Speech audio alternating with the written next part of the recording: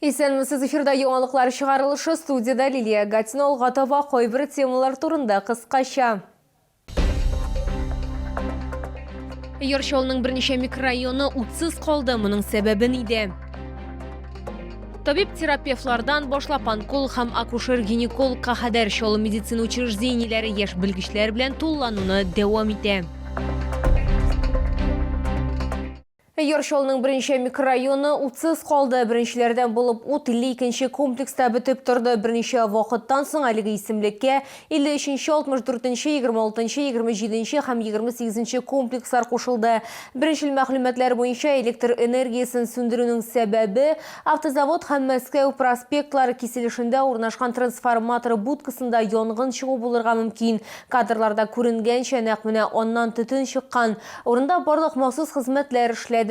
Бүген билгеле булганча, берничә комплекста электр энергиясын сөндерү сәбәбе җир асты коллекторында кыска ялганыш, кабельгә зыян килгән. Артык җылыну аркасында күрше линияләрдә софтан чыккан. Автоматика туклануны резервка күчергән, әмма төп энергетика кабельләре эшләмәгәч, башка подстанциядән резерв линияләр тоташтырылган.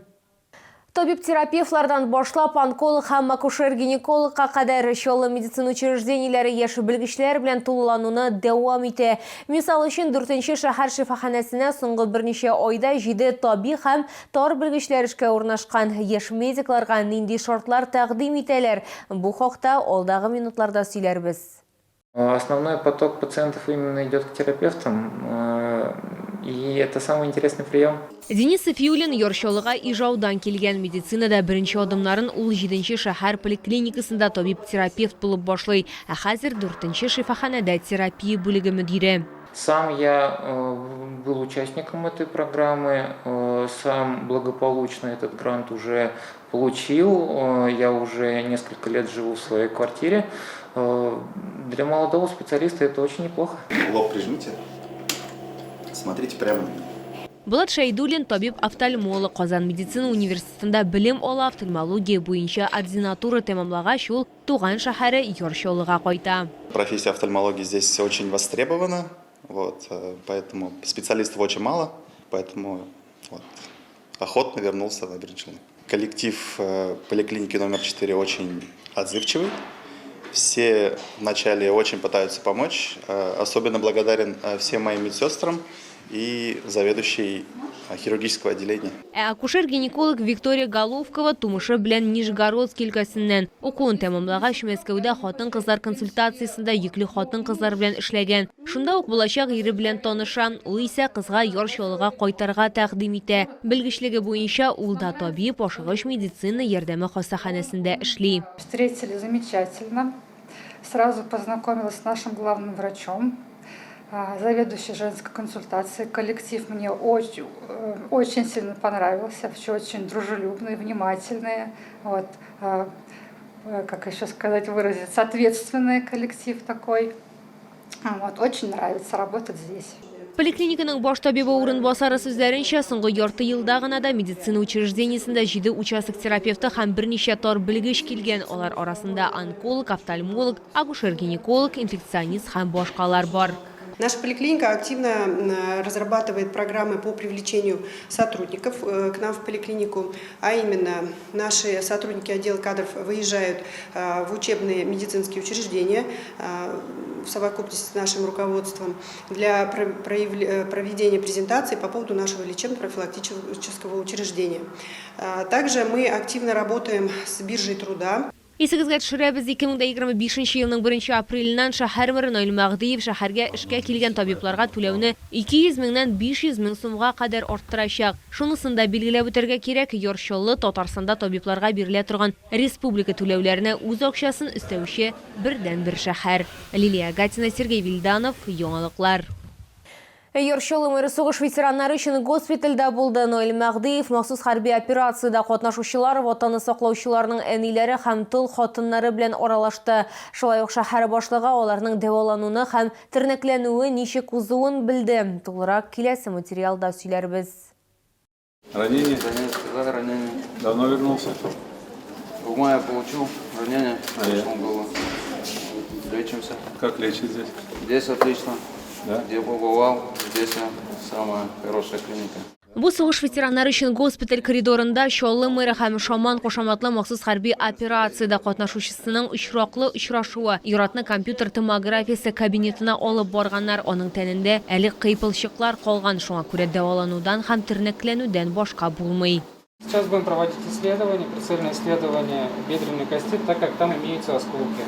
Шаман кушаматлы махсус хәрби операцияда катнашучы 2024 елның майында угледар астында яралана. Башта кошчыклар очты, аннары дошман ягыннан минометтан ату башланды дип искә ала Ират. Хәзер ул Лениногорскта яши, шулда соғыш ветераннары өчен госпитальдә тернәкләндерү уза. Үзе әйткәнчә, аның көне минутлап язылган. Врачи относятся, то есть, с пониманием, с заботой. Лечение производится, то есть, отлично все.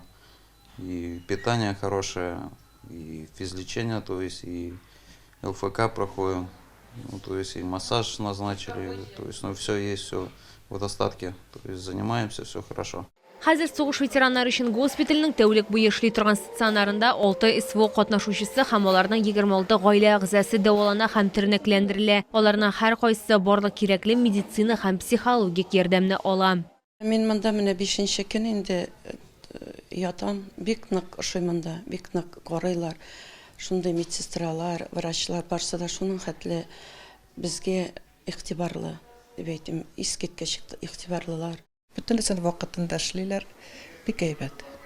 Рәхмәттән башка сүз юк. Соғыш ветераннары өчен госпитальнең баш табибы күрсәтелүче хезмәтләрнең сыйфатын яхшырту буенча тәкъдимнәрен дә әйтте. Резида Мавзютова сүзләренчә, Казанда СВО катнашучылары өчен протезлар һәм ортезлар әзерләү заводы бар. Мы еще вышли с такой просьбой о том, что здесь в Набережных Челнах при госпитале тоже организовать такой, как сказал, филиал завода, чтобы они тут приезжали, когда к нам поступают, например, бесконечности какой-либо участник боевых действий, уже делают замеры и индивидуально под него, чтобы изготавливались протезы. Шоллы мэры билгеләп үткәнчә, СВО бетәчә, хәрби хәрәкәтләр ветераннарына психологик һәм медицина ярдәме кирәк булачак. Шуңа күрә беренчел бурыч дәвалау һәм тернәкләндерү өчен максималь уңайлы шартлар тудыру. Лилия Гатина, Эльмира Гайнетдинова, Кирилл Хабзей, яңалыклар.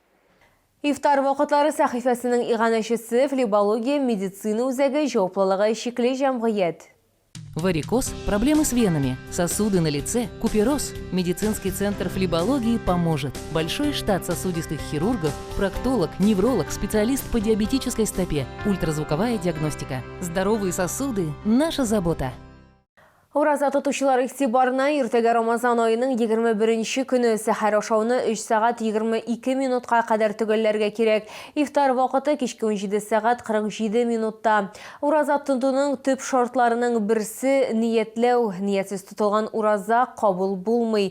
Моның өчен иң яхшы вакыт сәхәр ашаганнан соң. Ураза тотучы телен ялганнан, гыйбәттән, әдәпсез һәм ямьсез сүзләрдән сакларга тиеш. Вакытын күбрәк Коръән укуга, тәүбә итүгә, дуга укуга багышласа файдалы.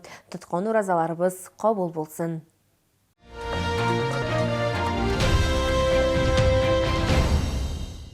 Йоршолда Белоруссия киеме сәүдә күргәзмәсе үз ишекләрен ачты. Хатын-кызлар һәм ир-атлар өчен модельләрнең яңа язгы коллекциясе барсында сөендерәчәк. Табигый күннән аяк киемнәре Үзәкрәт сәүдә үзәге элекеге балалар дөньясы бинасы адресы буенча урнашкан.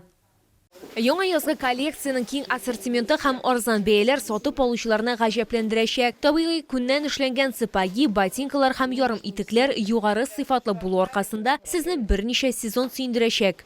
По бокам с обеих сторон тут расположены две молнии для удобства при надевании и снятии в момент, если ноги оттекли в процессе ходьбы. Также посередине расположена шнуровка для подгонки под любой подъем ноги. Стелька имеет анатомические упоры по бокам для удержания стопы равновесия, чтобы ножки не болели. Бастырылган йомшак күн, анатомик платформа, уңайлы һәм җиңел аслык бу сыйфатлар аркасында аяк киеме буыннарга авырлык тудырмаячак. Сату күргәзмәдә теләсә кайсы сезонга аяк киеме алырга мөмкин. Ассортимент очень большой. В общем, понравилось. Очень удобная и легкая обувь. Широкая и подъем такой высокий. Это очень удобно. Белоруссия аяк киеме күргәзмәсен Муса Җәлил проспекты 55Б Үзәкрәт сәүдә үзәге элекеге балалар дөньясы адресы буенча табарга мөмкин.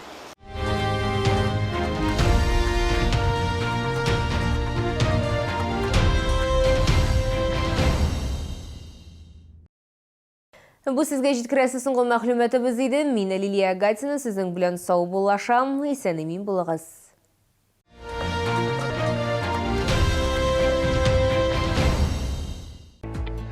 Выбираете, где отдохнуть? Вас ждут прекрасный отдых, профессиональное лечение и море удовольствия в санатории Шифаласу и Жминводы.